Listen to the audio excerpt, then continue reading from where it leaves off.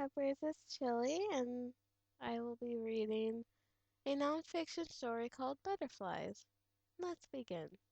There was a time in my life when beauty meant something special to me.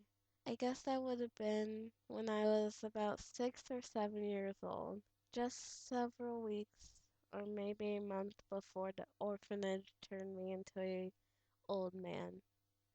I would get up every morning at the orphanage, make my bed, just like the little soldier that I had become, and then I would get into one of the two straight lines and march to breakfast with the other 20 or 30 boys who also lived in my dormitory.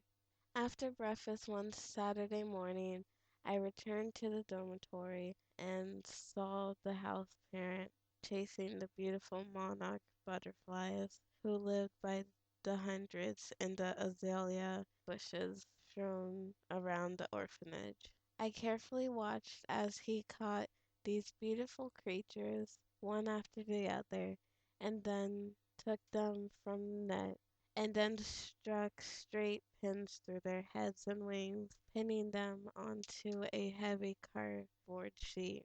How cruel it was to kill something of such beauty. I had walked many times out into the bushes all by myself just so the butterflies could land on my head, face, and hands so I could look at them up close. When the telephone rang, the house parent laid the large cardboard paper down on the back cement step and went inside to answer the phone. I walked up to the cardboard and looked at the one butterfly who he had just pinned to the large paper. It was still moving about, so I reached down and touched it on the wing, causing one of the pins to fall out. It started flying around, trying to get away. It was still pinned by the one wing with the other straight pin.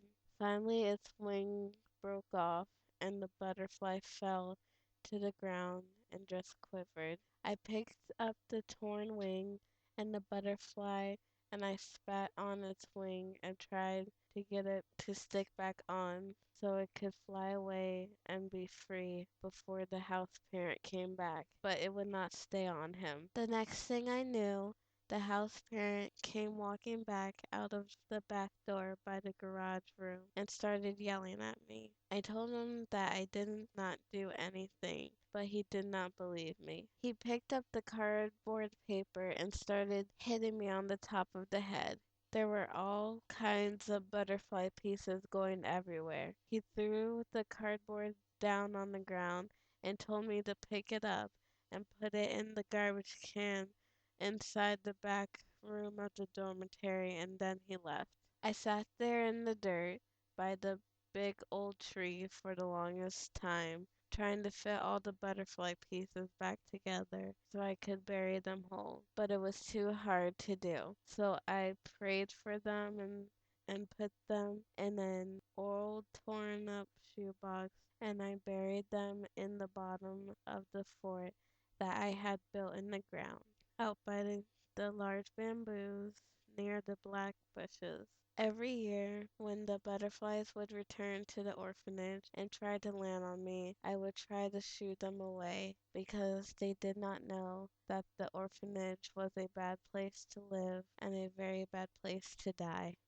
Okay, well, let me know what you thought in the comments below, and thank you for listening. See you guys another day.